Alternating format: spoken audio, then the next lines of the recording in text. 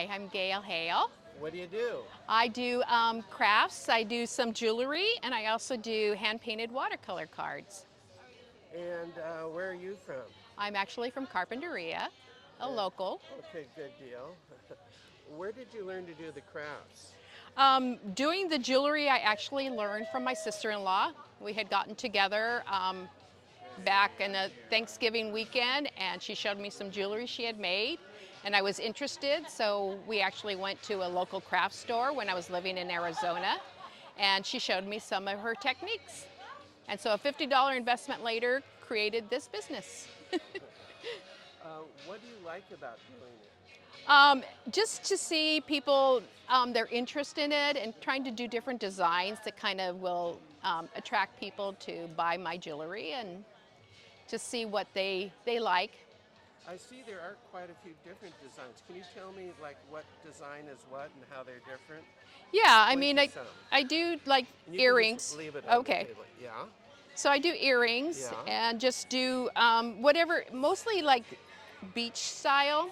That kind of attracts people more. So the elements are More like beach glass, beach glass. Is that silver? silver, yes. And shapes and Y- decorative nature. yeah, yeah. Okay, very nice. Thank you. How do you get ideas? Do you I have kind of go on Pinterest and kind of look at different things of what people are doing, and then from there I kind of take my own idea and kind of go with it. So I may change it, obviously to my liking and style that I think people would like or purchase. where did you learn on YouTube or how did you learn to make things? Like I said, my sister-in-law had Oh, showed me her sorry. techniques, so she kind of showed me, and then yeah, and going on YouTube and Pinterest is where I got some ideas on how to do different techniques of wrapping the wire or things like that. So, Do you have any stories about something to do with your art? actually, like I said, I learned from my sister-in-law, and so I had retired, so this was something to kind of keep me busy and take up my time and do it in a positive way and kind of make people happy by them wearing my jewelry and they're excited to wear and interested and stuff like that. That must be a good feeling when people are excited to wear your jewelry. Yes, yes, it is. It kind of makes it, a little more exciting for me to continue doing things and keep on going. And where did you grow up and what's it like growing up?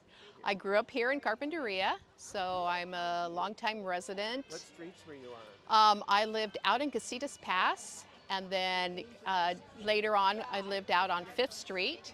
So growing up there, right next to the railroad track, so that was, a different environment. Hearing that train go all the time, but it's always a pleasant memory when I hear it in the distance, reminding me of when I lived out there.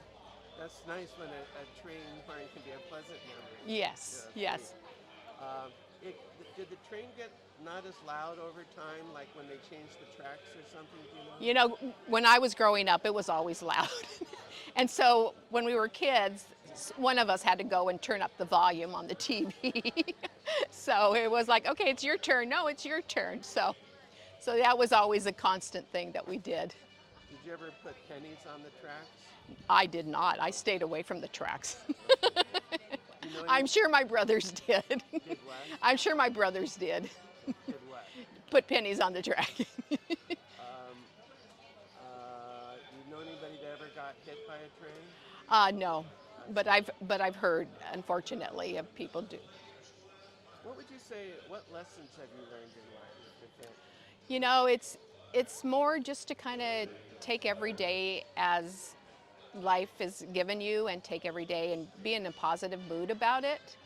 So unfortunately, I've lost some family members. So by that, I've learned to kind of just be positive and look at life as a happy thing.